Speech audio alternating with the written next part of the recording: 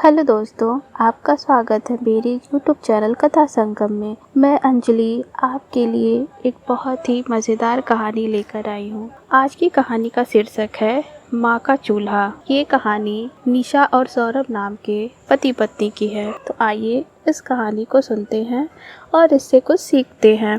निशा, क्या बात है सौरभ, तुम्हारी आंखें क्यों नम हो गई हैं? सौरभ के सामने की टेबल पर बैठी निशा की बात सुनकर सौरभ ने संभलते हुए कहा, नहीं ऐसी कोई बात नहीं है, चलो खाना खाते हैं। निशा और सौरभ बहुत दिनों के बाद आज लंच करने के लिए एक रेस्टोरेंट आए थे। वहाँ सौरभ ने मक्के की रोटी और सरसों का साग ऑर्डर किया तो निशा को बहुत हैरानी हुई। उसने सौरभ को पहले कभी ये सब खाते नहीं देखा। उसने पूछा, क्या बात है सौरभ, हमेशा पिज्ज़ा और कोल्ड ड्रिंक ऑर्डर करने वाले आज ये सब ऑर्डर कर रहे हो? सौरभ ने हंसते हुए कहा, कुछ नहीं, आज खाकर देखो, मज़ा आ जाएगा। कुछ देर में वेटर खाना टेबल पर सजा गया। सौरभ ने एक और खाया तो उसकी आंखें नम हो गई। निशा के पूछने पर भी उसने कुछ नहीं बताया, बस खाना खाकर चुपचाप चल दिया। निशा को उसने इशारे से गाड़ी में बैठने के लिए कहा और पेमेंट करके ड्राइविंग सीट पर आकर बैठ गया। गाड़ी स्टार्ट कर ही रहा था कि निशा ने पूछा, अब तो बता दो क्या बात है, आज इतने इमोशनल कैसे हो रहे थे? सौरभ, तुम मानोगी नहीं तो सुनो, जैसा तुम आज मुझे देखती हो मैं वैसा बिल्कुल नहीं था। यहाँ MNC में जॉब करके मॉडर्न लुक में दिखने वाला तुम्हारा पति एक गांव के गरीब घर का लड़का है, ये तो तुम जानती हो। लेकिन वो सब छूट गया, उसका दुख मुझे आज भी है, यह कोई नहीं समझ सकता। निशा ने हंसते हुए कहा, उस गाँव में ऐसा क्या छूट गया, एक टूटा सा मकान ही तो था, थोड़ी बहुत ज़मीन होगी, वहाँ माँ पिताजी हैं, तुम्हारा छोटा भाई उनका ध्यान रखता है और फिर हर महीने हम पैसे भेज तो देते हैं। सौरभ ने एक फीकी हंसी हंसते हुए कहा, निशा, यही तो फ़र्क है शहर वाले और गांव वालों में। यहाँ हर रिश्ते को, हर चीज़ को पैसे से तौला जाता है। तुम्हें पता है, माँ जब चूल्हे पर बाजरे और मक्के की रोटी बनाती थी, साथ में कभी कभी सरसों का साग बनता था, उस स्वाद के लिए मैं तरस जाता हूँ। उस स्वाद के आगे यहाँ के सारे स्वाद फीके हैं। यह सुनकर निशा को बहुत आश्चर्य हुआ। वह बोली, ओह अच्छा, तभी तुम वो मक्के की रोटी सरसों का साग देखकर इमोशनल हो गए थे, माँ की याद आ गई होगी। सौरभ ने कहा, हाँ निशा, माँ के हाथ के खाने के स्वाद को कभी नहीं भूला जा सकता। उस समय इतनी गरीबी थी कि कभी कभी साग भी नहीं होता था तो प्याज के साथ रोटी खा लेते थे। निशा ने उसकी बात को सुनकर बोला, वो तो ठीक है, मुझे भी अपने घर की याद आती है, लेकिन अब क्या करें, मैं तो शहर में पली बढ़ी, मम्मी पापा भी पास में रहते हैं, फिर भी उनसे मिलने का मन करता है। चलो इस महीने के लास्ट में गांव चलते हैं, माँ पिताजी से मिलाते हैं। सौरभ ने उसकी हाँ में हाँ मिलाई और गाड़ी स्टार्ट करके घर आ गए।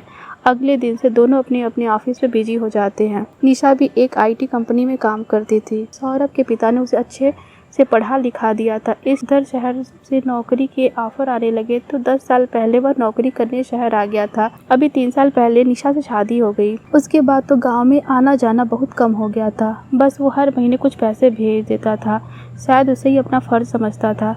लेकिन इस महीने जब से वह रेस्टोरेंट से खाना खाकर आया, जैसे उसका मन बदल गया। उसका किसी भी काम में मन नहीं लग रहा था। अपनी माँ का चेहरा उसकी आंखों के सामने आ जाता था, कैसे उसकी माँ आज भी चूल्हा फूंक रही होगी। घर आकर भी वह बेचैन रहने लगा। न खाना अच्छा लगता था, न किसी से बात करने का मन करता था। इतनी बड़ी कंपनी में मैनेजर, बड़ा सा पैकेज, शहर की सबसे पॉश कॉलोनी में बड़ा सा फ्लैट, किसी भी चीज़ की कोई कमी नहीं थी, लेकिन आज उसे यह सब फीका लग रहा था। एक दिन उसने निशा को अपने मन की बात बता दी। सौरभ ने कहा, निशा, मैं जानता हूँ तुम एक मॉडर्न लड़की हो, शहर के माहौल में पली बड़ी हो, लेकिन मैंने फैसला किया है कि ये जॉब छोड़ दूंगा और अब तक जो पैसे कमाए हैं उसमें से काफ़ी पैसे इन्वेस्ट करके गांव में जाकर रहूंगा। निशा, जो अब तक महीने के लास्ट में 2 दिन के लिए गांव जाने की बात कर रही थी, अचानक यह बात सुनकर आश्चर्यचकित रह जाती है। वह बोली, क्या बात कर रहे हो सौरभ, तुम ऐसा कैसे कर सकते हो? वहाँ गाँव में हमारा क्या फ्यूचर है? कल हमारे बच्चे होंगे तो वह एक अच्छा स्कूल तक नहीं मिलेगा। तुम इतनी अच्छी जॉब, सब कुछ दांव पर कैसे लगा सकते हो? मेरा क्या होगा, मैं गांव में कैसे रहूंगी? सौरभ बोला, मैं तुम्हें फोर्स नहीं कर रहा हूँ, तुम अपनी जॉब करती रहो, मैं कभी कभी तुमसे मिलने आ जाया करूँगा, लेकिन अब मैं अपना जीवन पैसे के पीछे भागने में नहीं लगा सकता। तुम सोचो, अभी कोई जल्दी नहीं है। अचानक आए इस तूफान के कारण निशा बहुत परेशान हो जाती है। वह सौरभ के बिना रहने की कल्पना भी नहीं कर सकती थी। निशा ने अपनी मम्मी पापा से बात की, उन्होंने भी सौरभ को समझाया, लेकिन सब बेकार हो गया। सौरभ का मन शहर की भाग दौड़ से ऊब चुका था। वह गांव में रहकर कुछ करना चाहता था, थोड़ा कमाकर संतुष्ट रहना चाहता था। सारी कोशिशों के बाद निशा ने सौरभ से कहा, सौरभ, मैं एक बार गांव जाकर सासू जी और ससुर जी से बात करना चाहती हूँ, शायद उनके समझाने से आप मान जाएं। इस घर को बचाने की आखिरी कोशिश मैं करना चाहती हूँ। महीने के लास्ट में दोनों गांव पहुँच जाते हैं। माँ पिता से मिलकर सौरभ रोने लगता है। निशा यह देखकर इमोशनल हो जाती है। रात के समय सौरभ की माँ राधिका जी पूछती है, बेटा क्या खाना बनाऊं? सौरभ वही मक्के की रोटी और सरसों के साग की फरमाइश करता है। राधिका जी चूल्हा जलाकर गर्म रोटियां सेकने लगती हैं। सौरभ अपने पिता और भाई के साथ बैठकर चूल्हे की रोटी खाने लगता है। वह बहुत संतोष महसूस करता है। अभी तो सौरभ और निशा ने बात नहीं की थी।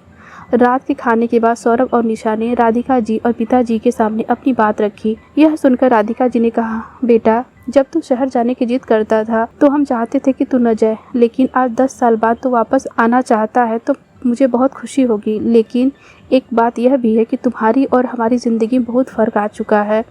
जहाँ तुम पहुँच चुके हो वहाँ से एक रास्ता गांव आता है, लेकिन अपने घर परिवार को दांव पर लगाकर नहीं। जीवन में तुम्हारी जिम्मेदारी निशा के लिए ज़्यादा है। माता पिता कल नहीं होंगे, कल तुम अगर अलग हो गए, आने वाले सालों में हम नहीं होंगे, फिर तू अकेला रहेगा क्या? यह सुनकर सौरभ कुछ बोल नहीं सका, लेकिन निशा रो रही थी। वह बोली, माँ जी मैं भी चाहती हूँ कि ये आपके साथ रहें, लेकिन सब कुछ छोड़कर यहाँ आना क्या ठीक होगा? यह सुनकर राधिका जी उसे चुप करवाती हैं। बेटा सौरभ, माँ का चूल्हा हमेशा तेरा इंतजार करता रहेगा। जब भी तू गांव आएगा तुझे वहीं रोटी खाने को मिलेगी, लेकिन उसके लिए अपने घर के चूल्हे को बुझा देना कोई समझदारी नहीं है।